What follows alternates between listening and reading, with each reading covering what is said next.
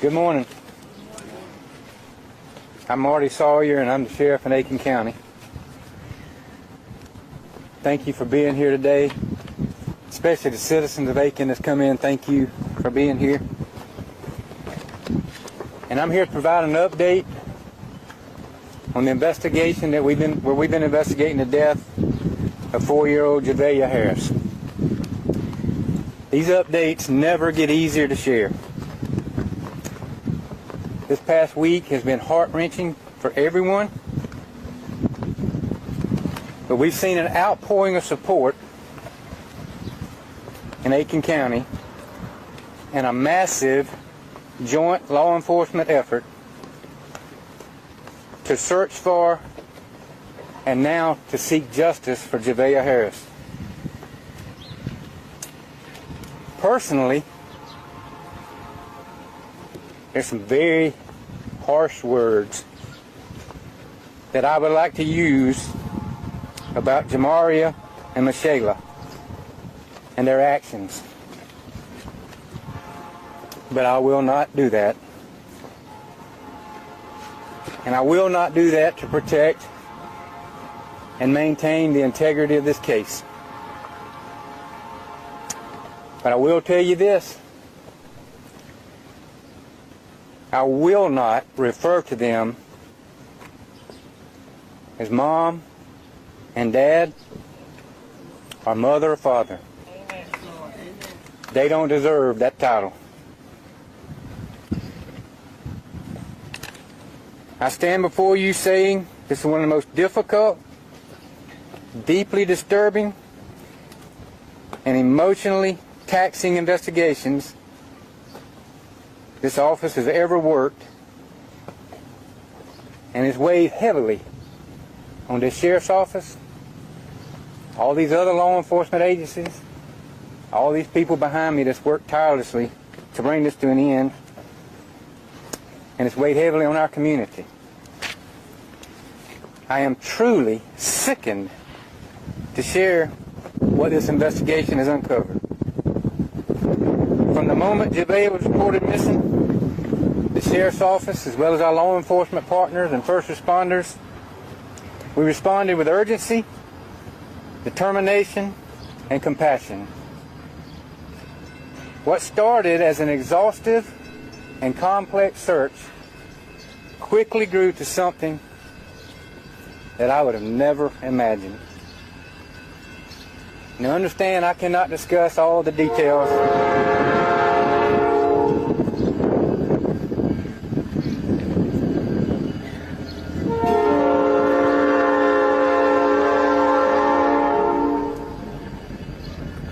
We should have stopped the train.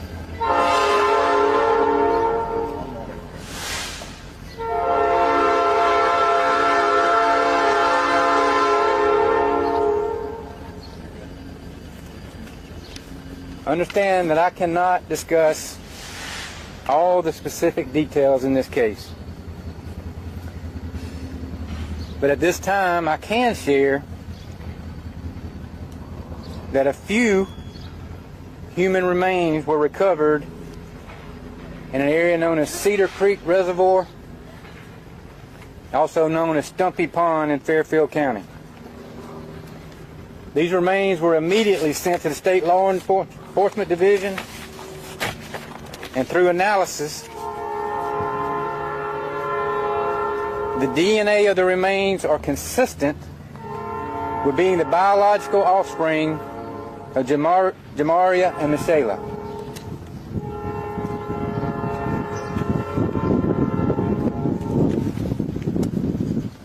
I want to also share with you that through forensic evidence, statements, and analysis,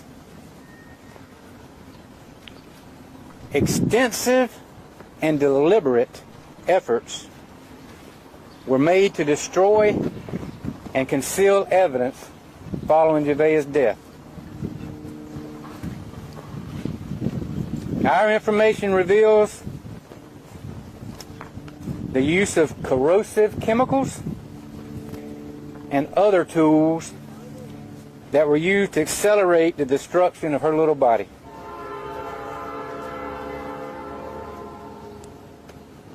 After this was completed, these two individuals poured what remains were left of Javeayah into the Cedar Creek Reservoir. These subjects went through great lengths to cover their repulsive and revolting actions. In my 37-year career in law enforcement, I have never, ever heard of anything so horrific. As a result of this information, it's unlikely that the entirety of Javeayah's body or any other remains from this point forward will be recovered. And I'll say this again, we had all hoped and prayed to find her body, but with the information we've uncovered, that's simply not possible. I want to also announce additional charges for destruction and desecration of human remains have been filed against these two individuals. I know this is heartbreaking for anyone who's followed this case.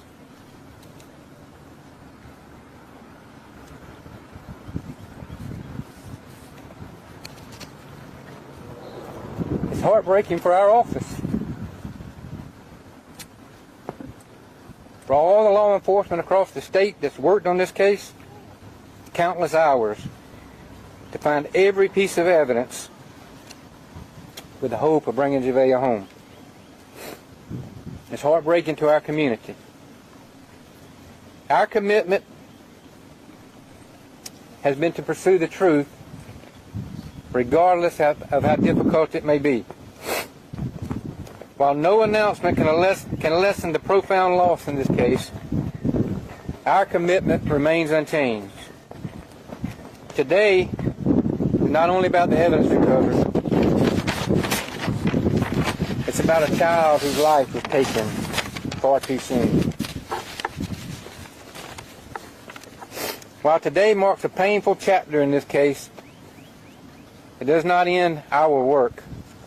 Our investigators will continue to pursue every lead, examine every piece of evidence, and work closely with the Second Circuit Solicitor's Office to ensure that justice for Javeayah is pursued. I ask you to pray. Pray for Javeayah and her extended family, our staff, all these other law enforcement agencies, and this community.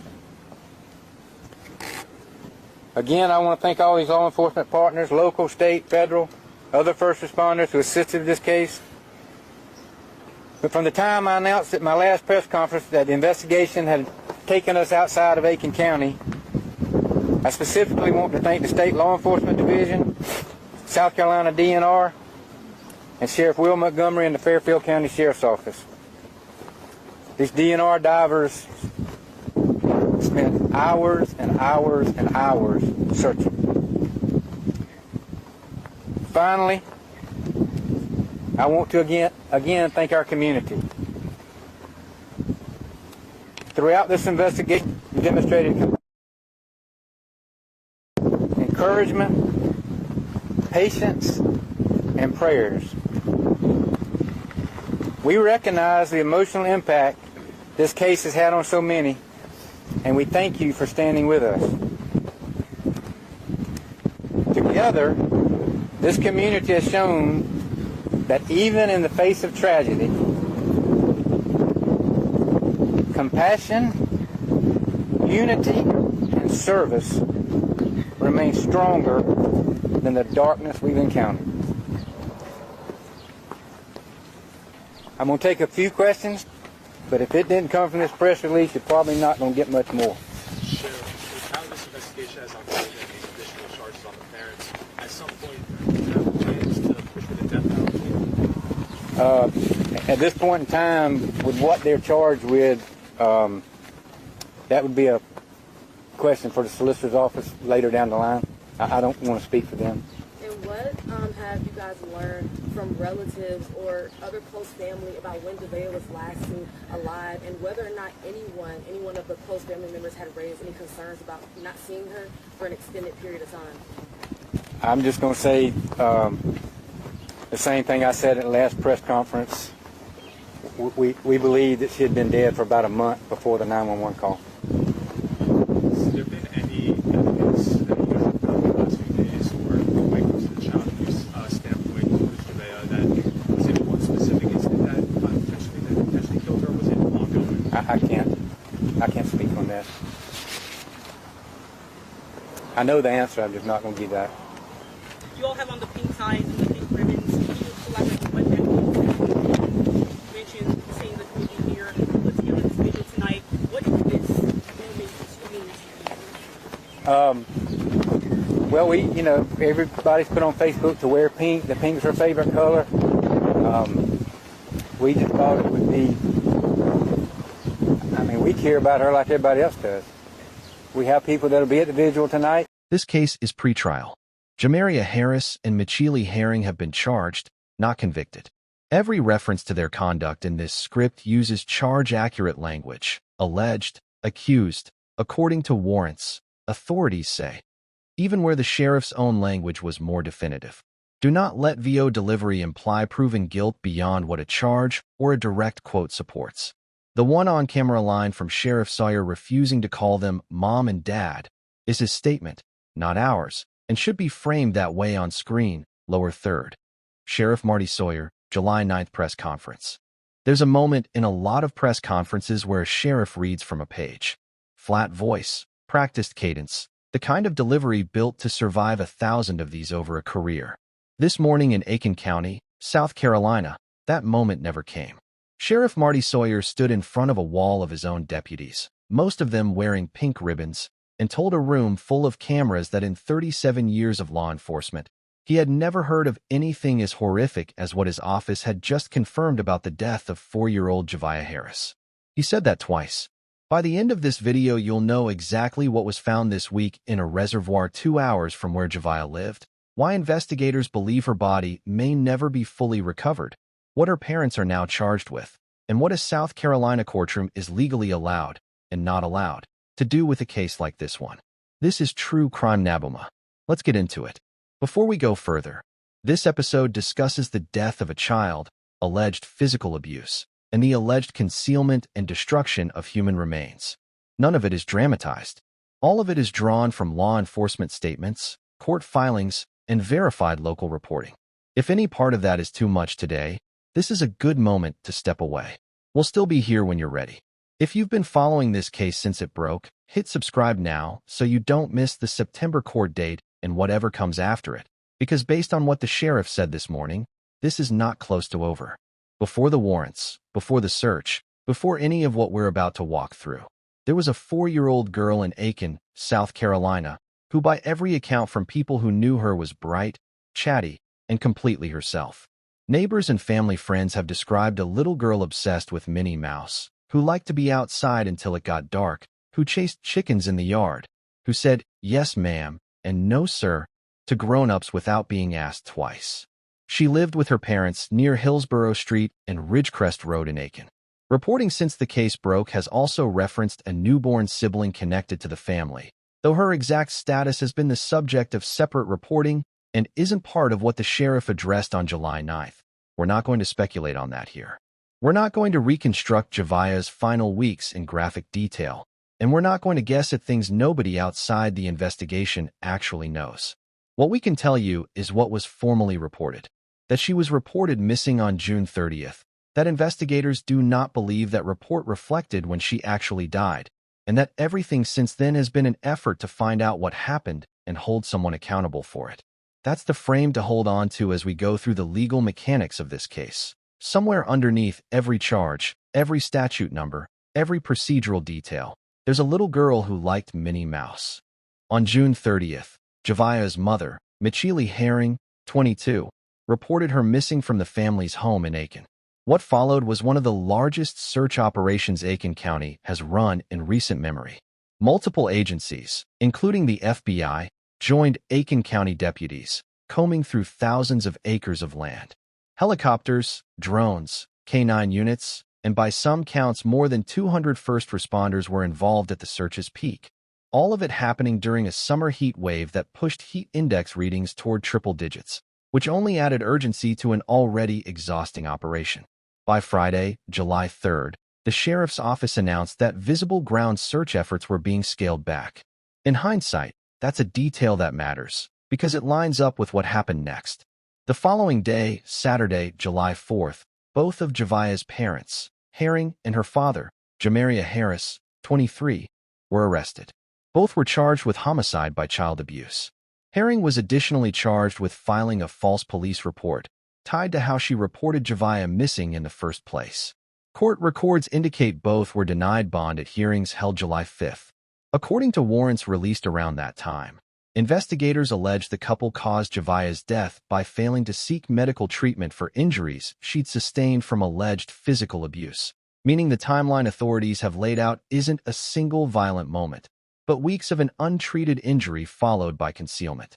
That's where the case stood for several days. 2 parents in custody, denied bond, facing the most serious child homicide charge South Carolina law allows, and a search that had shifted from "find a missing girl" to something investigators weren't yet saying out loud. Then came Thursday morning. At 10:30 a.m. on July 9th, Sheriff Marty Sawyer stood outside the Aiken County Sheriff's Office to deliver what he called an update on the investigation. Behind him, dozens of members of his staff, investigators, deputies, administrative personnel, wore pink ribbons or pink ties. It wasn't incidental. Pink was reportedly Javeayah's favorite color, and the department had made a visible choice to wear it. Sawyer opened by acknowledging how difficult the past week had been for his office and for the Aiken community, and said the investigation had grown into something he described as one of the most difficult and emotionally taxing cases his department has ever handled. Then he delivered the update itself. Investigators had recovered a small number of human remains from an area of Fairfield County known as Cedar Creek Reservoir, also called Stumpy Pond, a site roughly 80 miles or more from the family's home in Aiken. Those remains were sent to the South Carolina Law Enforcement Division for testing. According to Sawyer, DNA analysis showed the remains were consistent with being the biological offspring of Herring and Harris. In plain terms, after 10 days of searching, Javeayah Harris had been found, but not in any way anyone had hoped for. Sawyer went further. He said that, according to forensic evidence, statements, and investigative analysis, extensive and deliberate steps had allegedly been taken to destroy and conceal evidence following Javeayah's death, including what he described as the use of corrosive chemicals and other tools to accelerate the destruction of her remains, which authorities allege were then disposed of in the reservoir. We want to be precise here, because this is the part of the case most likely to get flattened into shock content elsewhere. These are allegations described by the sheriff based on the investigation to date. Johmarea Harris and Michilae Herring have not been convicted of anything related to the destruction of remains, and a defense will have the opportunity to contest this evidence in court. What we can verify is that the sheriff's office announced an additional charge Thursday, destruction and desecration of human remains, against both parents. Sawyer said the deliberateness of what investigators believe happened means it's now unlikely that the rest of Javeayah's remains will ever be recovered. "We had all hoped and prayed to find her body," he said. "But with the information we've uncovered, that's simply not possible." And that wasn't the only thing Sawyer said this morning that's going to stick with people. Because in the middle of a formal law enforcement briefing, a 37-year veteran of the job did something you almost never see. He told a room full of cameras that there were 2 words he was refusing to use, and why. That's next. Sawyer told reporters that there were, in his words, some very harsh words he'd like to use to describe Herring and Harris and their alleged actions, but that he wouldn't, specifically to protect the integrity of the ongoing case. What he did say was this: going forward, he would not refer to the 2 of them as mom and dad, or mother and father. In his view, they didn't deserve those titles. It's worth pausing on that, not because it's shocking television, but because of what it represents. Sheriffs speaking at press conferences on active homicide cases are usually coached by their own legal teams, by prosecutors who don't want a defense attorney pointing to inflammatory statements later. to stick to fact patterns and avoid characterizing suspects in a case that hasn't gone to trial. Sawyer clearly knew that line and chose his words around it carefully. He didn't call them killers. He didn't say the word murder. But he made a value judgment about parental status that was impossible to miss, and a courtroom full of pink ribbons behind him made it clear his staff felt the same way. That's an editorial choice from a law enforcement official, not a legal finding. It's newsworthy because of who said it and in what context, but it's not evidence, and we're presenting it here as exactly what it was, a sheriff's personal statement at a press conference, not a verdict.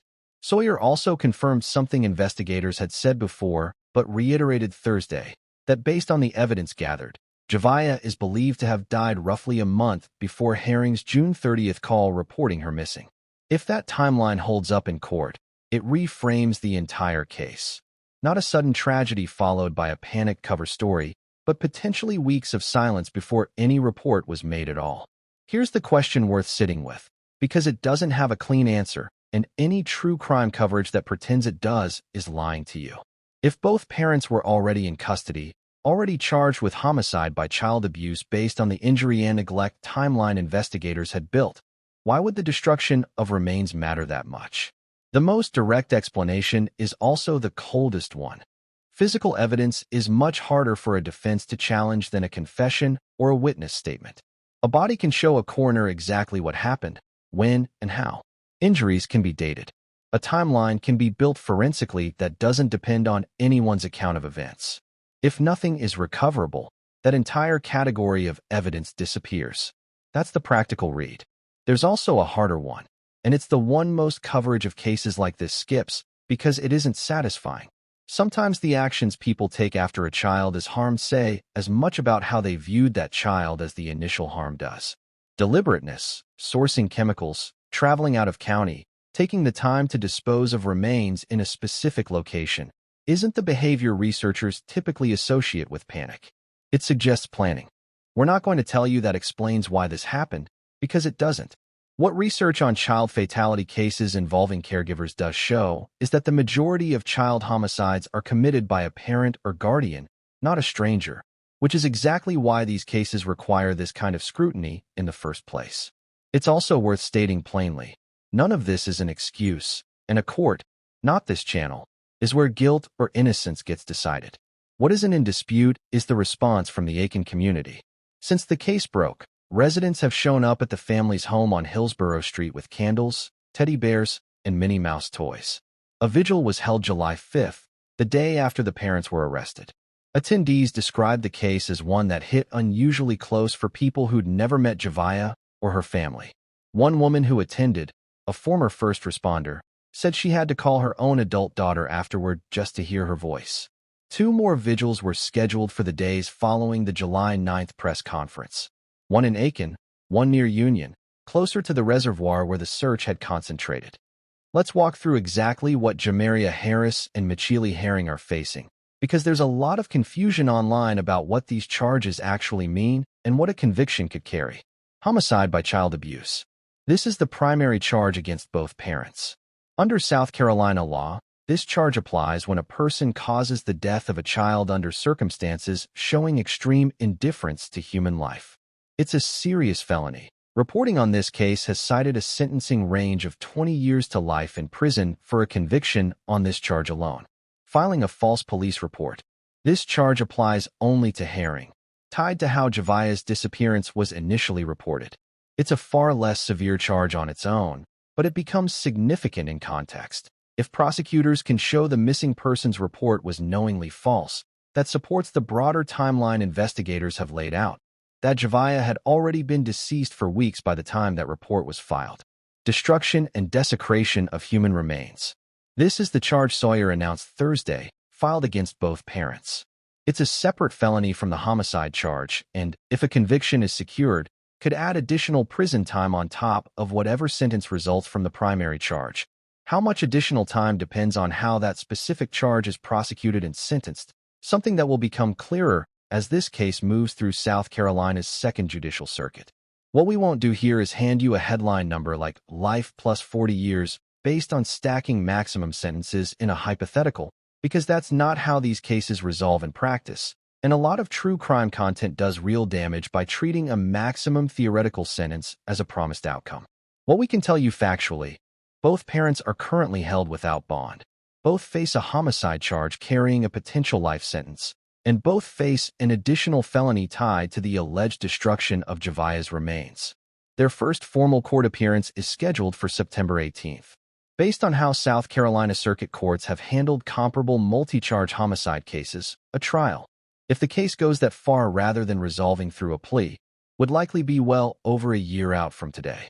September 18th is a status hearing, not a trial date, and it's worth setting that expectation now so nobody's surprised when the case doesn't resolve that day. Reporters asked Sawyer several direct follow-up questions after his prepared remarks, whether the death penalty was being considered, whether there was a single incident investigators believe caused Javeayah's death, whether extended family had raised concerns about not seeing her in the weeks before the report was filed. On the death penalty, Sawyer deferred entirely to the solicitor's office, saying that decision isn't his to make or speak to. On the specific mechanism of injury, he said plainly that he knew the answer and wasn't going to share it, a fairly standard move for an active investigation, where releasing that level of forensic detail publicly can compromise a prosecution or give a defense team an advantage in shaping a response. That restraint is worth noting because it cuts against a lot of the true crime content ecosystem's incentive to manufacture detail where none has been confirmed. We're not going to fill that gap with speculation either. If and when that information becomes part of the public record, through an indictment, a preliminary hearing, or trial testimony, we'll cover it. It's tempting, in a case this disturbing, to treat it as a total outlier, something so far outside normal human behavior that it can't tell us anything beyond its own specifics. That instinct is understandable, but the data on child fatalities involving caregivers doesn't fully support it. National data on child deaths linked to abuse or neglect by a parent or caregiver has consistently shown these cases number in the thousands annually, and researchers who study the field generally believe official counts undercount the true total, in part because injuries in very young children can be misclassified as accidental or natural without a thorough investigation. South Carolina specifically has drawn sustained attention from child welfare researchers and advocates over the years regarding child fatality rates tied to caregiving circumstances, attention often connected to broader conversations about child poverty and caregiver stress in the state. None of that explains or excuses what Javeayah's parents are alleged to have done. It does mean this case, however extreme its specific details, sits inside a pattern that child welfare systems have been trying to interrupt for a long time, largely without success. We're including this context not to editorialize, but because a case like this one tends to generate a search spike. People trying to understand how something like this happens, whether it's rare, whether there were warning signs that should have been caught. The honest answer, based on the current record, is that we don't yet know whether there were missed warning signs in this specific case. That's something a full investigation and eventually a trial may surface. What the broader data tells us is that cases like this are tragically not as isolated as we'd like to believe, even when the specific method alleged here is unusually extreme. Here's where the case stands as of this recording. Javeayah Harris, 23, and Michilae Herring, 22, remain in the Aiken County Detention Center without bond. Both face charges of homicide by child abuse and destruction and desecration of human remains. Herring additionally faces a charge of filing a false police report. Sheriff Sawyer has said his office will continue working with the 2nd Judicial Circuit Solicitor's Office and hasn't ruled out further charges as the investigation continues. Some of Javeayah's remains have been recovered and confirmed through DNA testing. Investigators believe it's unlikely any additional remains will be found, given the method authorities allege was used to dispose of them. The next scheduled court date is September 18th, a status hearing, not a trial.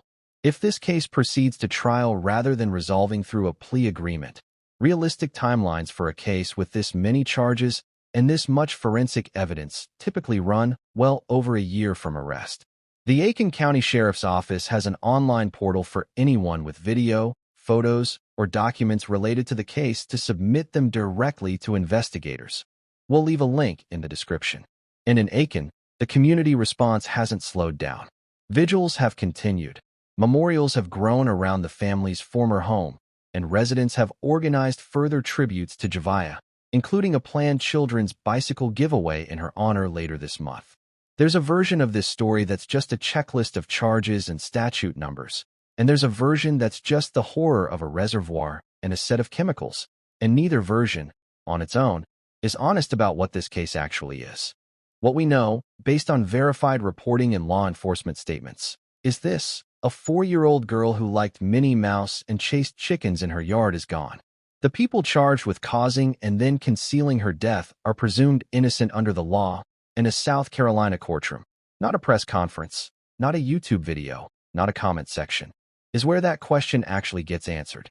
That process is going to take time, probably more than a year, and it's going to ask Javeayah's extended family to keep waiting for something that was already taken from them weeks before anyone outside that house knew to look. We'll be here for every part of that process: the September hearing, any indictment, and eventually, if it gets there, the trial itself. If you want to stay with this case as it develops, subscribing is the best way to make sure you don't miss an update. Rest easy, Javeayah.